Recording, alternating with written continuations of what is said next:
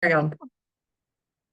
Hey, everybody, welcome back to the show. Today we're talking to Jill Hope, the one and only, who's going to teach you the charge high ticket and get it formula. Welcome, Jill. Let's talk about it. How do we Awesome, charge high Amanda. ticket and get it? And what are the biggest mistakes that people have in designing their high ticket offers and also making those high ticket offers? Yes. Well, I work with a lot of spiritual entrepreneurs, and I would say that that's kind of you and I as well, right? We're kind of in that realm. We're conscious women. We really care about people. We might be nurturers, people pleasers. And so that's kind of where I'm coming from with these mistakes that I see all the time that women are falling into, especially women. I mean, men make them as well. Mhm. One of the biggest mistakes I see is that women are pricing their programs based on like what's in it, like what are the features in it, or how many hours that like the program lasts. Like they're calculating their time and they're putting a number on it, and then that's what they're charging as the price. And Mhm. like we need to stop doing that, because we really want to look at the value that the program offers, and not just the short-term value, but also the long-term value. That's such a huge thing. Exactly. And I think a lot of people, coaches, get their pricing structure from a therapist or a massage therapist or a hairdresser, right? That model is not working. Okay. So Exactly. what Yeah. are what help how can you best design a high ticket offer? So it's really about looking at, first of all, first of all, we need to know what is the big problem that the client is aware of. They have to be aware of it, and that they're desperate to solve. They've got to be super aware that this is their problem, and they really have to want it solved before they're even going to consider paying anything close to a high ticket price for an offer. So you want to Right. look at, when you're designing your offer, like, what am I going to put in here? You're not going to put fluff. You're not going to put stuff in there that they don't need to try to be able to charge a bigger price. You want to just take a step back and say, what do they actually need to solve this problem? And I sort of challenge my clients to think big. Like, a lot of times my clients want to solve little problems that you can solve in 3 months, which is fine. But like, if you want to charge like really high ticket and stretch yourself, we got to think about like, but what's the bigger problem that they have that you can also address for them? And so, we Mhm. just try to think a little bit bigger.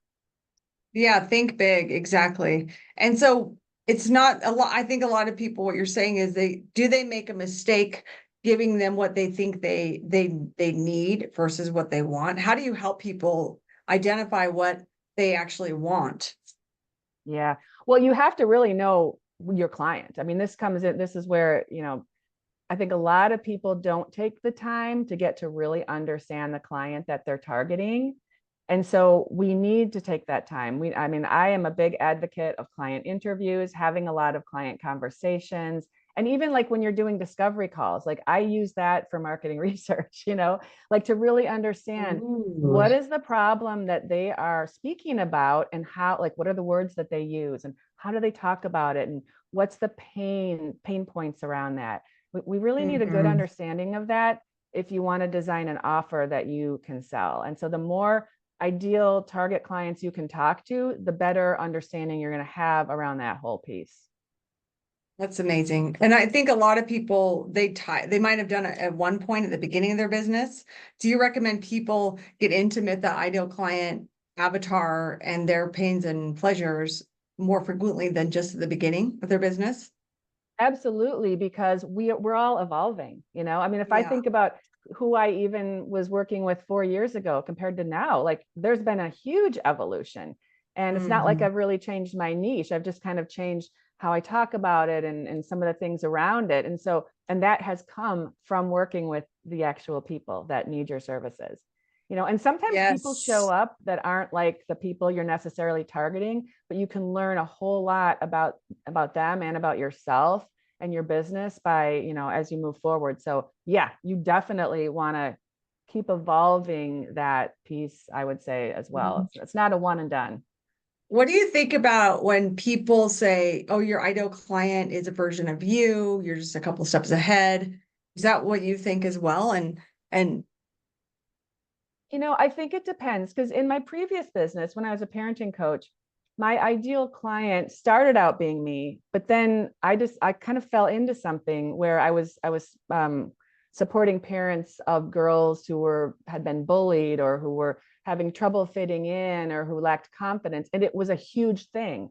And A, I didn't have a daughter. B, I didn't have that problem in school. So like those weren't my problems, but because I started with what my problem was and I tried to solve that, it led me into this other thing. So I think it can be either or, but I do think the place to start is, I mean, for me anyways, is like, yeah, like what are your experiences? What got you here? Because you have a wealth of wisdom now that you can take and support someone else with. So it's kind of a natural progression to work with those people that are just a little bit further behind you. That's so good. So I know you have a formula, and we love formulas on this podcast. So tell us about the formula. Yeah, so it's a 4-part formula, and it's how I price my programs. It's like every single program, before I slap a price on it, this is what I do. The first one, and it's some of the stuff that we've kind of been talking to, but the first piece is to determine the value that the transformation provides, right? And people don't look at this though. People look at, well, I'm going to be working for 12 hours and they're going to be getting this program and this program. And so, and then they add that up and then they slap a number on it. That's not how you price to sell. Like that's not it. People aren't looking for, I want to buy a number of hours of your coaching. Nobody's buying an hour of coaching or a package of coaching. They're buying a result. So you want to price based on the result. What is the client able to do because of that? How much money can they make? Or how much less pain are they in? Or what will they do in their life once they resolve this issue? You know, it doesn't have to be that you serve people who are in business. You can serve health issues. You can serve, parenting issues. It doesn't matter, as long as you're looking at, when this problem is gone, what can that client now do that they could not do or even consider in the past? So that's the first step. That's good. Okay. Yeah. So the second one is you do want to factor in how much access to you they receive, because the more access to you, the higher the price, because you are precious. And really what a client is buying is they are buying your presence. I mean, they're buying the transformation for sure, but they're also buying your presence. So if they are with you, like that is super valuable. And I'm just going to say, it's not $200 an hour, or, like that's not how much you're worth, right? Your presence is so much more valuable. So we need to be thinking bigger about our value. And that's a whole other rabbit hole that we can get into that really gets in people's heads. But yeah, so that's the second step, is factor in how much access to you they get. The more access, obviously, the higher the price tag. I like to call that, and I've heard it said, proximity to power. Yes, I love that. Yeah, exactly. Yeah. I mean, you learn a lot just being in someone's energy, Yeah. And you can get that in a group program where maybe they don't have a lot of direct access to you because the vibe of the program is you. But like when they're in a call with you, like it's really like this osmosis thing is happening. Like you enter into this energetic container, and it's powerful and it's contagious. So yeah, I like that proximity to power. Okay, next one. Yeah. So the next one is to tune into your inner comfort level. So yeah, like this is where like when I am pricing something, so once I've thought about like what the transformation will be, and I'm comfortable with, like, I know how much access they're going to get to me, and I'm already comfortable with the price that I charge for access to me, then you want to tune into your inner comfort level just in general around the number you want to put on this. And what happens for me, and I think this happens for a lot of us who are, I guess I would say, intuitive. And I hesitated saying that because a lot of people will say, well, I'm not intuitive. But the thing is, we're all intuitive. We just have different levels of how much we've practiced accessing that intuition and listening to it and trusting it. But this tuning into your inner comfort level is like, now I can sit down with my program and I literally, Amanda, I kid you not, a number will just float through like the screen in my Ooh. mind. Like it just shows up. I don't think about the number. The number just shows up and I feel into it and I'm like, ooh. So here's where you want to, this is your pricing sweet spot. Your pricing sweet spot is where your excitement about the number, like, oh my God, could I actually get that? So you want to feel excited about it. So where your excitement meets your willingness to grow, because it should be something that makes you like, it has to be a stretch. If you've got a price that you're not excited about, or you're like, I can easily get this, that is not your price. That's not high enough. It's got to be something that makes you a little bit uncomfortable, maybe a little bit nauseous, but that you can still, like, you can say without slurring your words and stuttering. So it's got to be kind of right in there. That is your sweet spot. And it starts from like really being in tune with, yeah, like where are you at and what feels exciting to you and a little scary. So good. 4-step. The fourth step is to, and this is something that rarely do I see people think about, rarely, is you need to consider your desired lifestyle and your business vision. Like, how do you want to live? What kind of business do you really want to have? Too many people like they create offers that are such, they're just, we're not thinking big enough, people. Like, Right. we need to think bigger about, what do I want my life to be? I mean, am I really going to be able to the life I want charging, $500 a program, or 1,000 or 1,500? I mean, you have to have a lot of people to sustain that. So, Yes. you want to know, like, do my offers and do my pricing structures match and are in alignment with the vision I have? Because I will tell you, Amanda, one of the biggest ways that we self-sabotage is that's the misalignment. We have these dreams and then we create these little programs that could never possibly, nurture our dreams. So we Right. need to get those things into alignment. That's so good. Do the math. I mean, when you consider taxes and I mean, even just GoDaddy, I got a bill for $500 for GoDaddy. And then you think about all the softwares, Stealth, I use ClickFunnels, I use, Infusionsoft, like it's a couple $1,000 just in softwares Yeah. to run this show. So, and then Zoom and Acuity and Whoop, like it adds up. And I don't think a lot of people do the math. Like, you're running a business. Okay. So we've got all this. I love how you're encouraging everyone to think big. Put that in the chat. Think big. Now, what are the buying habits of these high ticket and get it people? Yeah. So if you want to serve a higher ticket market, like people that are actually going to pay that money, there are a Can you few things. define what high ticket means to you? Yeah. So this is how I describe it. Like, minimum $1,000, but probably probably 2,000 and above, because there is a psychological barrier at 2,000. There are people that can get themselves up to like 1997, but they can't go over the 2,000 number. Like, it's just a psychological thing. So, but if you've never charged higher ticket before, then, start with 1,000 if you're just starting out. But really, I see it more as like the over 2,000, but that's why I say the two different numbers, right? So, yeah, because if you're just starting out and you slap like $3,000 on a program, but you're not there, this is where it comes into your tuning into your comfort level. If you're not there, you're going to sabotage yourself, and you won't be able to sell. You might be able to offer it, but you probably won't be able to sell it, at least not very easily. Yeah. Okay. So that's the number that we're looking at, is either 1,000 if you're just starting, or like going 2,000 and up from there. Okay. So high ticket clients, they are looking for value over price. If they cannot see the value to them, they're not, it doesn't matter how small. Like, I was talking to one of my coaches and we were kind of laughing about this. This is a while back. She's like, I can't tell you, Jill, how hard it was for me to pay $17 for this webinar. And I know for a fact my coach makes a shit ton of money. Okay. Yeah. But because if you can't sell the value, it doesn't matter what the price is. So Mhm. you have to be focused on the value of what you're offering. It is so important, so important.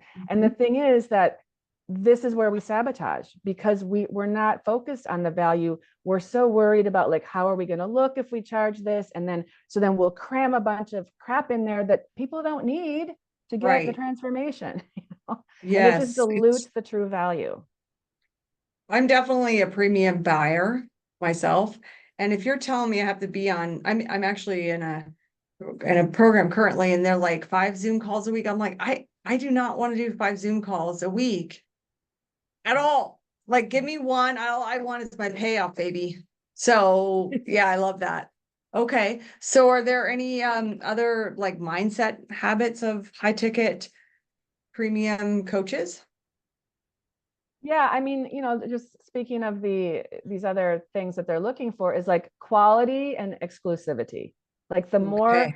the more quality you're exuding, the more exclusive it seems. Like that's what a higher ticket client wants. Like they want to feel like they're in a program that's really high quality, is going to get them the results. So like you want to have good testimonials and things like that, and that it Yes. feels a little exclusive. Like, you know, let's face it, like they want to, they don't want to be in something that everyone's in that requires like 15 Zoom calls and all that stuff. You know, they want to get to the heart of what they're looking for, and they want to get the problem Yeah, solved. that's so good. Yeah, and then the relationship and trust, like they want to, you know, you want to have a relationship built. That's why we were talking before we went on here about like social media, and then creating relationships in other ways. And I always kind of lean a little bit the other way. I'm sort of like I don't know, I like to interact in person with people and have Yes. conversations and things like that. So I mean, it is important to build a relationship and a trust. And the thing is that if you build that relationship with a client, it renewal like isn't even an issue. Like they're Mhm. in your sphere. They see you as an integral part of your team. And I do think that a lot of high paying Yes. clients, like they want you on their team if they trust you and they love you and you Mhm. support them in a way that helps them continue to evolve, like boom. I mean, that's golden. It's It's golden. true. Yeah. And then of course, results oriented, like you know, you've got to show that you're delivering results. If people are really fluffy in their marketing and it's not really clear what they're actually giving, like you're really good at this, Amanda. You're really good at like making really clear results, but a lot of people are not. And this has been I will just be transparent here. This has been a journey for me to like really nail down the marketing words and the things, but you've gotta be focused on results for that person to want to pay for that. If they don't Right. exactly know what they're really going to get, they're not going to pay the big money for it. And then convenience and ease. And this speaks to your point earlier, Amanda, about like, I don't want to be on 5 Zoom calls. Like it needs to be easy. It needs to be Mhm. convenient. It needs to work with my Mhm. schedule. I'm busy. Yeah. So those are Yes. some of the things. That's so helpful. I love it. Now, what do you think? I actually saw a post the other day on Facebook, and it said, let's normalize when people say I can't afford it, as coaches, normalize that. What are your thoughts on that? Um, I mean, that's never what it's about. I mean, we know that's never what it's about. It's just Right. that's not what it is. So I mean, when it comes to normalizing it, I mean, that's going to be like the knee-jerk reaction of like 99% of the population anyways. It all comes down to the value. Like it just all comes down Right. to the value. Like if you don't, if you focus on the price, then you're not focused on the value. And Right. if you're focused on the price, then you're sabotage, like you're making it about you and you're not making it about the client. Mhm. So, you know, Communicate I the don't know. value. Have to communicate the value. Yes. Well, That's I the know only you thing have a that's important. free gift. So I know you're going to help us with, you've got this great free gift. Tell us a little bit about that. Yeah. So this is my high ticket pricing guide, and it's going Ooh. to walk you through the biggest mindset blocks that we haven't even delved into yet here. There's 7 mindset blocks that get in the way of people even being able to price and package their offers to sell that to high ticket clients. So I'm going to walk Mhm. you through those. I'm going to walk you through the formula that I use in a bit more detail than what we're talking about here. I talk more about some of those high ticket client, how they think, the mindset of a high ticket client, what they're looking for. And yeah, and we go into more detail on some of these mistakes that people are making, because yeah, and there's some big ones we haven't even talked about yet. Sounds Yeah. amazing. Okay, so Yeah. you'll put it in, and then how else do we follow you on your website? What's your website? Yeah, my website it's under construction, but it's iShinewealth.com. That's my new one. So iShinewealth.com. And Shinewealth.com. yes, and my pricing guide is right there at the top. You can also get my own Your Value Masterclass. That's an on-demand masterclass. And that is going to help the person who struggles to really see that they have the worthiness and the value within to be able to charge the high ticket. Because if you don't Love it. think that you're worth it, you're not going to be able, you got to be sold on you. Like you have to be sold Yes. on you. You've got to be sold on your programs. That's where it has to start. And most people forget about that piece. And that is like one of the biggest things I help people do, is to own their value. So that's also on the Yes. front page of my website. And there's I've got a ton of videos and articles and stuff on there. So yeah. What a wonderful resource. iShinewealth.com. You can get the free gift there. Thank you, Jill, so much for sharing your juicy gems. You guys give us some comments. Let us know which one of these little tips you're going to take to your business. So I'll see you in the next video. Go to iShinewealth.com, and thanks for showing up for yourself and learning today. Bye, Jill.